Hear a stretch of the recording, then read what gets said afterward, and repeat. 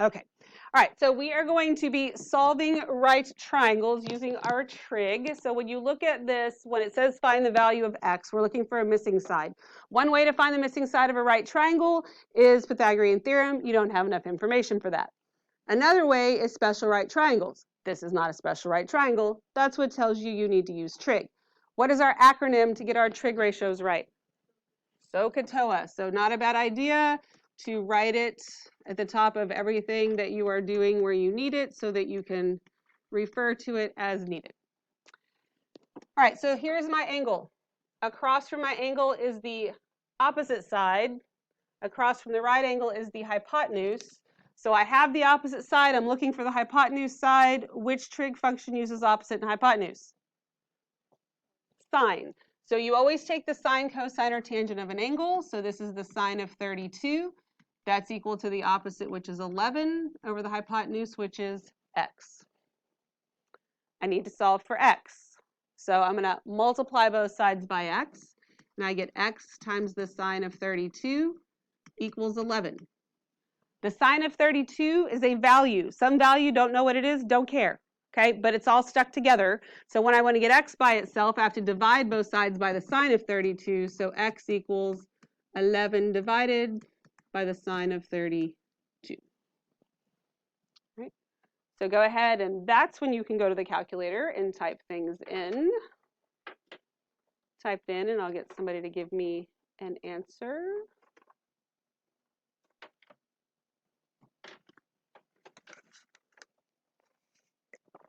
Kylie, when you get your answer, let me know what you got.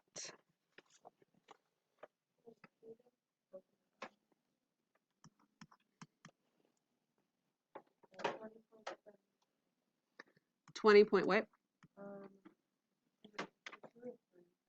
Well, what is it always unless it says otherwise, and then it also says something, so you have to tell me. 758. There you go. We all agree? Make sure you're pushing the buttons too, so you know that you can get it in there and get it done correctly. Okay, let's look at number 2. Here's my angle. X is opposite. 21 is what? Adjacent. So which trig ratio uses opposite and adjacent? Tangent. So this is going to be the tangent of 75 is equal to the opposite, which is x, over the adjacent, which is 21. This time I'm not multiplying both sides by x because that wouldn't make any sense algebraically. Multiply both sides by 21, so 21 times the tangent of 75 equals x. Then you just punch that in the calculator.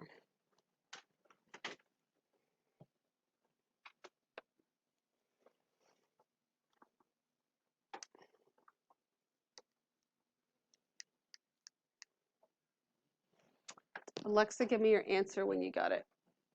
I'm not really sure if that's the right answer. What'd you get? Okay. Why? So tell me why you think you didn't get the right answer. Oh, because I didn't. Because you what? It's because it wasn't like this. Okay, because it wasn't in decimal form, right? Y'all got some sort of weird square root thing? Okay, that's because even though 75 is not a special angle, you can get it in exact form because the angles would be 75 and 15, and you can force that down an exact road, but we don't want that, especially because it says decimal, right? So the nearest thousandth. So how do you change that from exact to the decimal in that calculator? The SD. Okay, good. So then what did you get?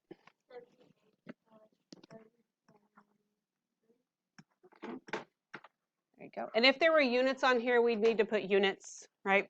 But let's also talk about reasonableness of an answer, okay? Does it make sense? Well, what do you know that, let me ask this differently. This number here, you know, has to be bigger than what? 21, because 75, if this is the bigger angle, it's across from the longer side. So if this is 75, this is 15. So not only should this be bigger, it should be a lot bigger like it is. So if you got something smaller or something like in the thousands, you would know that you were like totally wrong. Same thing here, you know that this has got to be bigger than 11, and it is, so you're good. So just, you know, think about your reasonableness stuff there. All right, any questions? Y'all do number 3.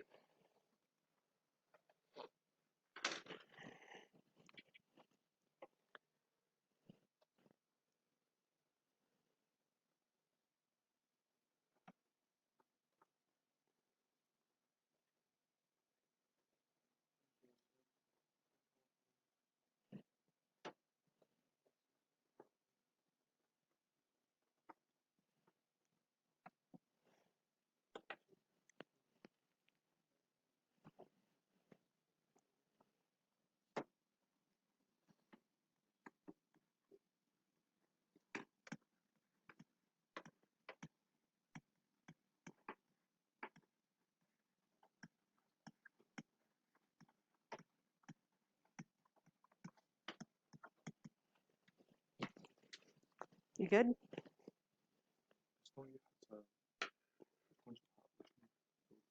Okay, so you have three sides labeled, but like this one, you're not looking for it, nor do you know it, so you don't care. You're looking for the adjacent, you have the hypotenuse, right? So then you go over here, adjacent and hypotenuse, that means you have to use cosine. Because those are the two pieces that you're using.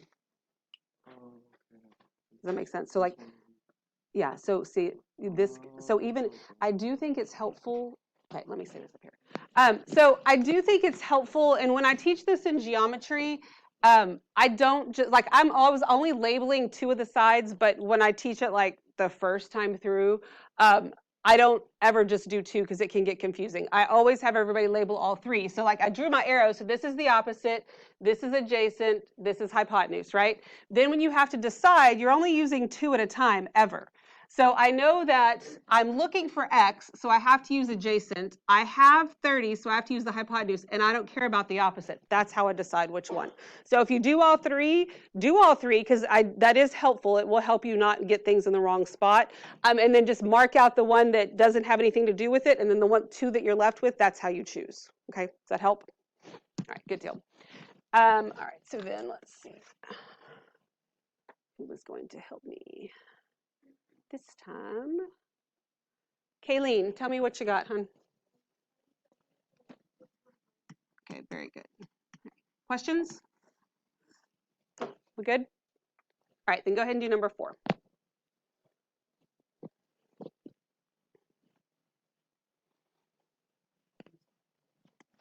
Mm-hmm.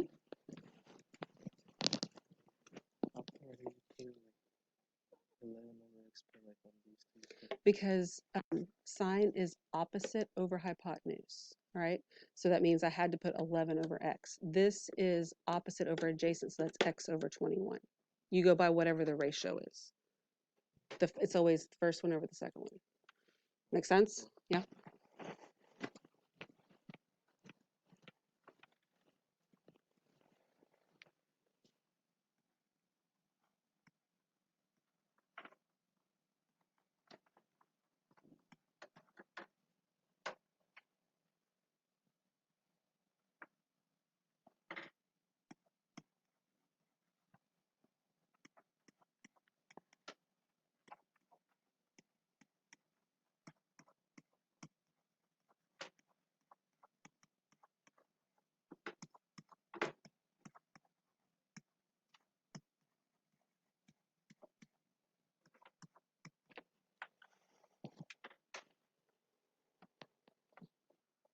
Ashley, when you get an answer, let me know what you got.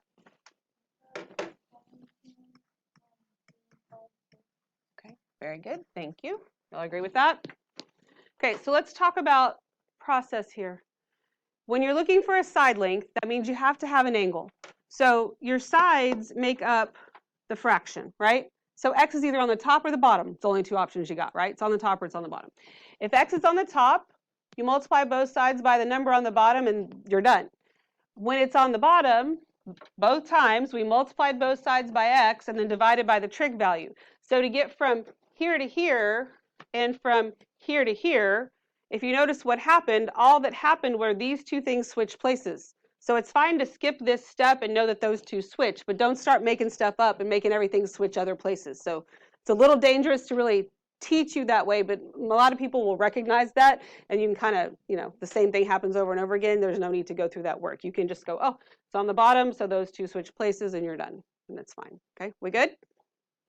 All right, so that's when we're looking for a missing side. When we're looking for an angle, so let's say that we know these two side lengths, and we're looking for the angle measure. We can do that as well. If we know two side lengths, we can find a third with Pythagorean theorem, but we can find the angle with trig. So it says, given the trigonometric value, now the trigonometric value is the ratio, it's the opposite over hypotenuse or whatever it is, of an angle, use the corresponding inverse trigonometric function to find the measure of the angle. So when it says the inverse sine, so we've got if sine of theta equals x, that means we know x. Sine of theta equals 5 or whatever it is, and I want to get theta. I don't get to divide both sides by sine. That makes absolutely no sense at all. That's like saying if I have the square root of x, I'm going to divide both sides by the square root sign. Does that make any sense at all? No. The square root is an operation. The opposite of that is squaring. Multiplication is an operation. The opposite of that is dividing. Sine is an operation. The opposite of that is the sine inverse. Okay, division is the inverse of multiplication. Sine inverse is the inverse of sine. So when I want to get theta, I take the sine inverse of both sides, and I'll get theta equals the sine inverse of x, or the inverse sine. It looks like sine to the -1 power. It is not, and we'll talk about that here in just a second. Another way to say the inverse sine is arc sine. Theta equals arc sine of x. You may see that a little bit in here, but not a lot. We use inverse more, but when you get into calculus and maybe an upper level physics class, you're probably talking arc sine a little bit more. It's the same thing. It's kind of again, like a tomato thing, but you can see it both ways. So same thing works here. Cosine theta equals x, then theta has to be the cosine inverse of x. Or theta could be the arc cosine of x. Tangent theta equals x, then theta equals the inverse tangent of x, or the arc tangent.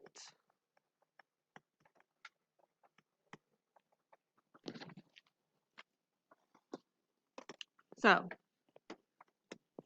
note, this is read the inverse sine of x, or the sine inverse of x. It is not sine to the -1 power. That makes no sense. Let's talk about what something to the -1 power means. What is 2 to the -1 power? 1/2. Okay? So if I have the sine of theta to the -1 power, that is the same as 1 over the sine of theta, because it's the reciprocal, right? That's totally different than taking the inverse. And what is the reciprocal of sine? Remember those 3 new functions from yesterday? This doesn't have a co, so its reciprocal has to. It's CSC, it's cosecant, yes. CSC, cosecant theta. So cosecant theta is sine to the -1 power. That's totally different than an inverse. Okay, so not a -1 power thing. This is still important. Yes, we're going to use it, but that's not how you find an angle. Okay, we good? Let's go find an angle. All right, so we're going to find the measure of theta. So here's theta. I'm going to label my triangle. We'll label the whole thing. This is opposite. This is the hypotenuse. This is the adjacent. I only use 2 sides at a time, not using opposite. Right? So adjacent and hypotenuse is which trig ratio? Cosine. So cosine of theta, because it's always of the angle, is equal to the adjacent, which is 18, over the hypotenuse, which is 23. Now, I can't reduce that fraction. Even if I could, I wouldn't. Don't even try that, because you're about to use the calculator anyway, so don't risk doing something weird. To get theta, I'm going to take the cosine inverse of both sides. So theta equals the inverse cosine of 18 over 23. Then you just type that in your calculator. How do you think you get to the inverse of the cosine? Shift. Yeah, because it's yellow underneath it.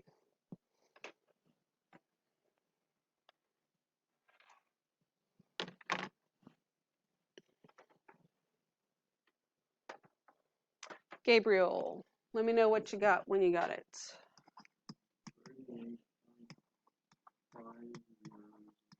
Very good. Degrees, because this one we do have units on, it's degrees. Questions? All right, then you do number 6.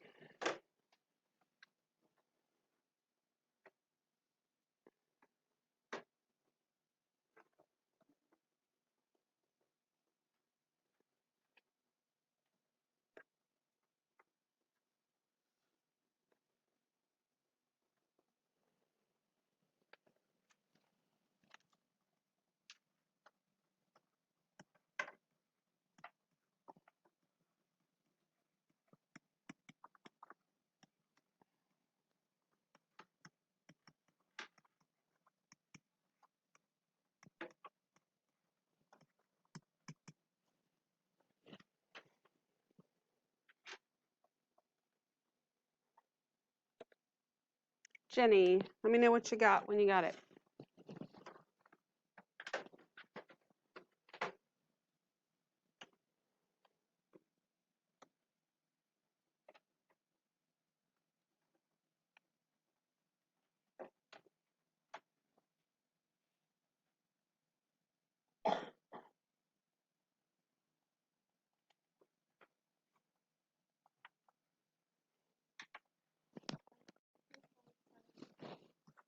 13 point, I'm sorry, I couldn't hear you.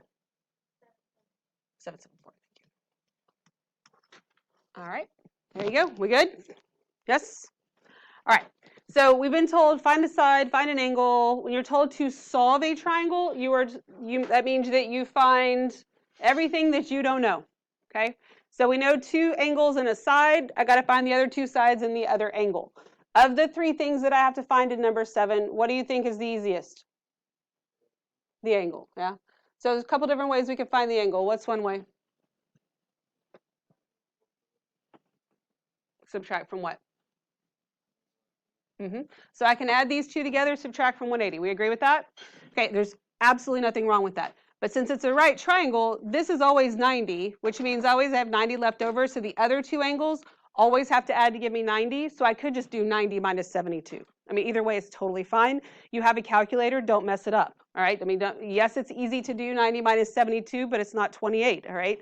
It is what? 18. Okay. Now, I could use 18 degrees to help me find stuff, but I'm not going to. You should always use what they gave you just in case you did subtract wrong or have some weird brain fart or something, right? All right, so we're going to start off with BC. So here's my angle. This is the opposite side, this is the hypotenuse, this is the adjacent. In order for me to find BC, which is this one right here, I'm looking for the opposite, and I have the adjacent, so that's tangent. And I'm just going to ignore the hypotenuse for a minute.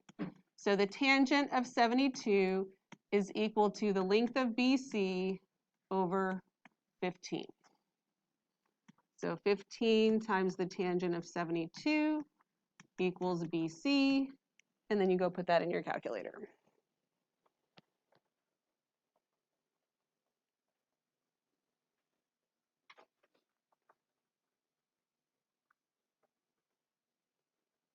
And then Nyla, let me know what you got.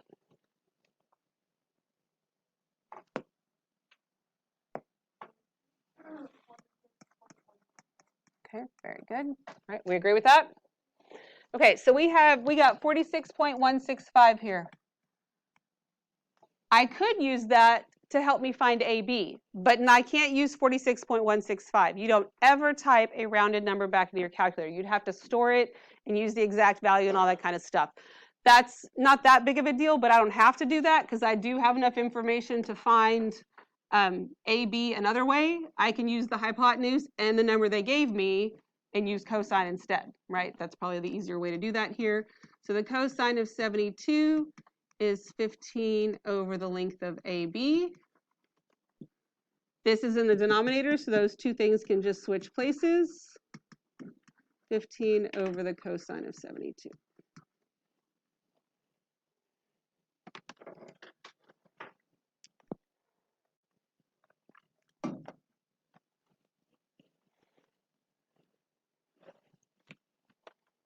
Joelle, let me know what you got when you get it.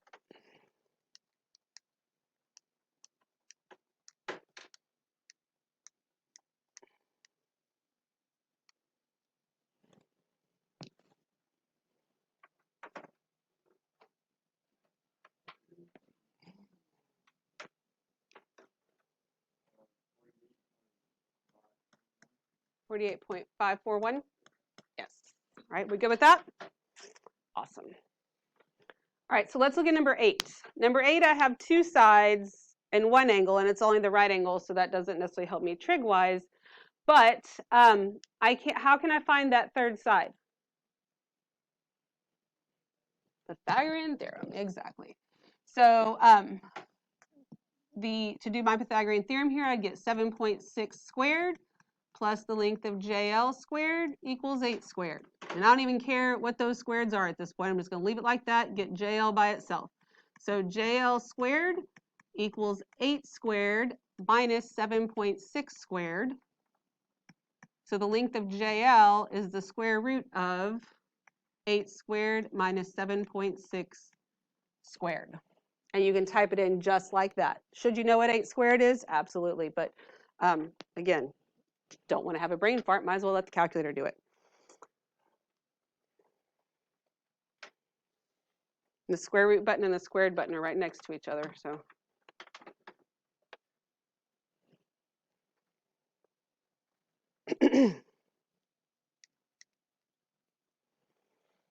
Angel, let me know what you got when you get it. What do you know the number has to be less than?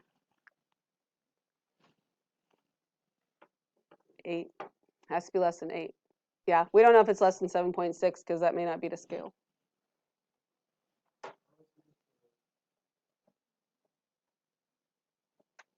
Hmm? 2.498, good.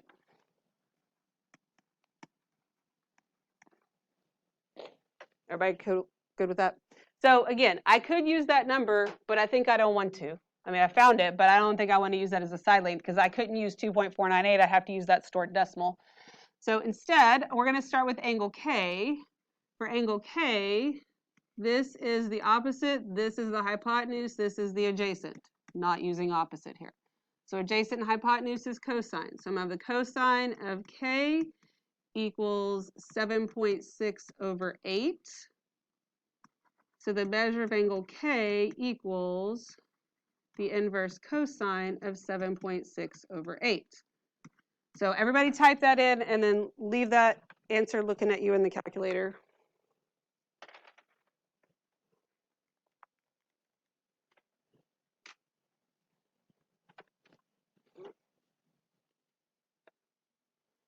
And NIE, tell me what number you get. Okay. It's all right. It's always when I call on you, right?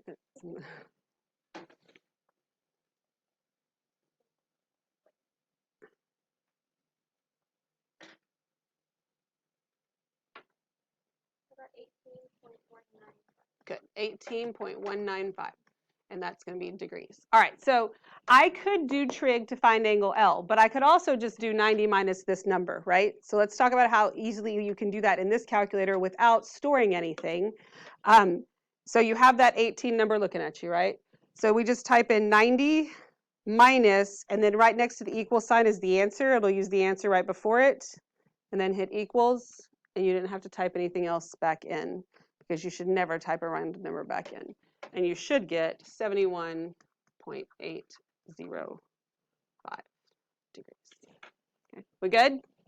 So a little bit, some of that is about, calculator knowledge and how to make it work for yourself.